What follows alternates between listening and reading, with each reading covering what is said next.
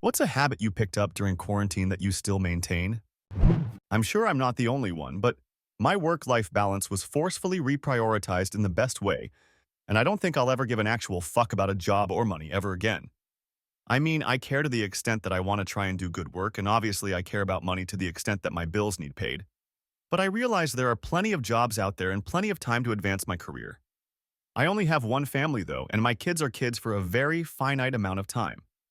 I'll never again skip a family outing for an extra shift, nor stay late because this really needs done. Nah, man, it's 5 p.m. and that can be tomorrow's problem. I'm late for home. I'm late for home. I love that. Yep. A coworker told me that once it had been brought up that I leave exactly at 5:15, and thankfully my immediate boss, a literal angel, promptly told the person that was questioning my work ethic to fuck off. In corporate speak, of course, I have a child that goes to bed at 8, so yes, I'm out the door so I can spend that 2.5 hours with my baby. I told her in my review that, honestly, my first job and the job I find the most important is mama. Not to be a cog in a wheel for some company. Sorry, not sorry. I'm late for home.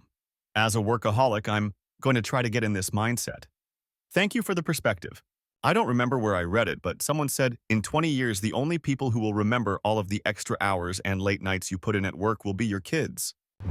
I'm so envious of people who are able to think this way, and I wish I could learn how to be this way myself.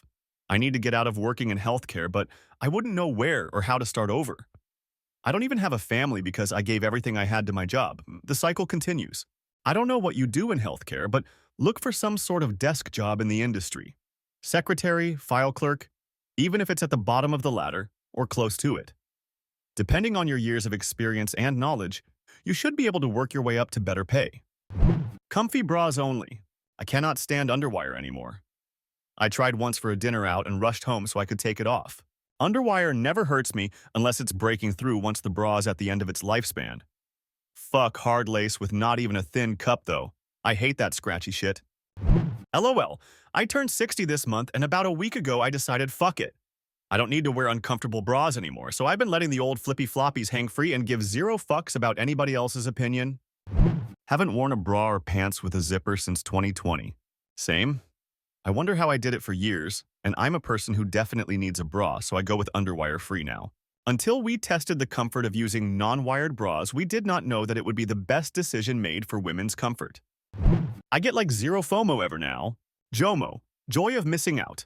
Alternatively, ROMO, the relief of missing out. Cancelled plans equal no plans. Or HOMO, happy over missing out? Aren't you bummed you missed Kate's birthday party? No homo.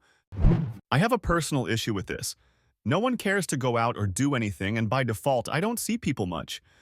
People rather stay home and go on social media. Everyone is boring and lame now. It's not like people are engaging virtually anymore either. All I see are people taking breaks from social media. Oh, I'm trying to be less on my phone, etc. But either they're lying or there's a secret third option I'm not aware of. I miss group outings and events and having things to look forward to and seeing humans just out enjoying life. Now it feels like everyone got over it, and things got more expensive, and also my friend group started getting married and having kids, so my life truly has a before COVID good times and after LOL. I'm so glad I met my fiancé early 2022 because he's my best friend, and so now I have a default bestie to do things with, but I miss the before times a lot. I feel so bad for younger people trying to navigate friends and dating where no one can afford anything. No one can have fun because they think it's cringe and no one wants to do anything outside the house. At least I'll always have my memories. I often wonder if a lot of people grew so comfortable by themselves that they acquired social anxiety of some form. Or social apathy. Or both. Edit. Holy moly. I did not expect this to get so many replies. Observations that I thought might be all in my own head are actually real for many people, and some things I've been experiencing make a lot more sense now. Thank you to everyone who is sharing personal experiences. For me, it's a combination of apathy and not wanting to spend $15 on a weak-ass cocktail. I'd rather go out and buy liquor and invite people over. This exactly. Also, eating out, come over and I'll feed you. Holy crap, that too. Since the panna cotta, it seems like all my favorite restaurants have gotten appreciably worse. Quality, portions, prices, all bad. Wash my hands more often. Hand sanitizer in the car at all times, particularly after activities like pumping gas and grocery shopping. I keep sanitizing wipes on me at all times now. I can't even emphasize enough how much of an absolute necessity they've become. Hand sanitizer is fine, but wipes don't just sanitize, they also remove grime. Clean surfaces like my steering wheel or computer mouse or suitcase handle, phone, whatever. I've never felt dirty or grimy like I have post-COVID. I'm just so aware of germs now. It's not a hyperfixation. I don't spend time thinking about it, and I'm not overly concerned about it. But I wash and sanitize my hands so much more than I did before the pandemic. Not wearing makeup, not doing my hair, basically started working from home and my looks went to complete shit. However, I'm happier somehow. We met some friends for dinner. I pulled out my makeup bag and realized it had been months since I'd applied makeup.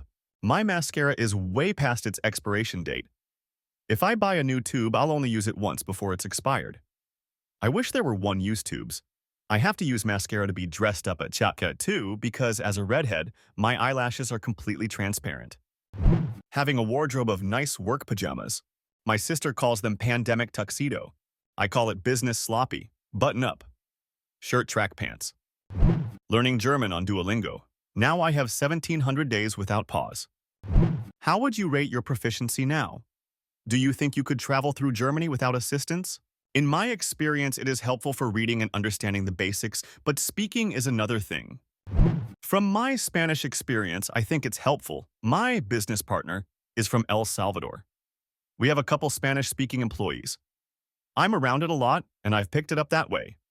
However, Duolingo has helped me polish my Spanish somewhat. Instead of saying things like, look here, no, yes, I'm able to say things like, look over here, no, not that, etc. It taught me stuff outside my wheelhouse, too. I own a semi-truck shop. I know belt, filter, and wheel, etc. Duolingo taught me things like apple, banana, and so on.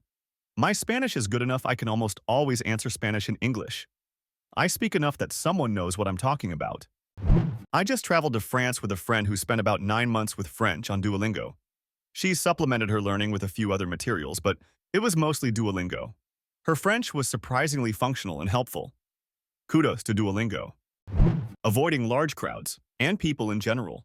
Same, I've always been uncomfortable in big crowds, but now, it's turned up to 11, like get so overstimulated in grocery stores now. I have to plan my day for when it's not too busy just so I can get my shit in peace.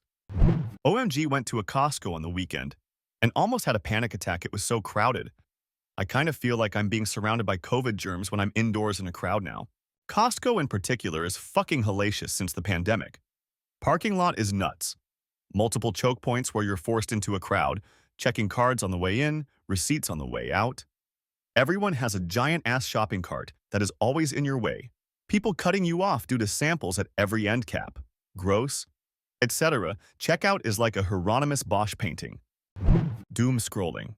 I always think a lot of people feel mentally different after the pandemic because they picked up a social media addiction that they now cannot get rid of.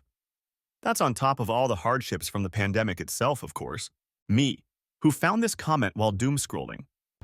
Thanks for watching this video. Subscribe and comment if you still maintain something you started during quarantine. Good afternoon, good evening, and good night.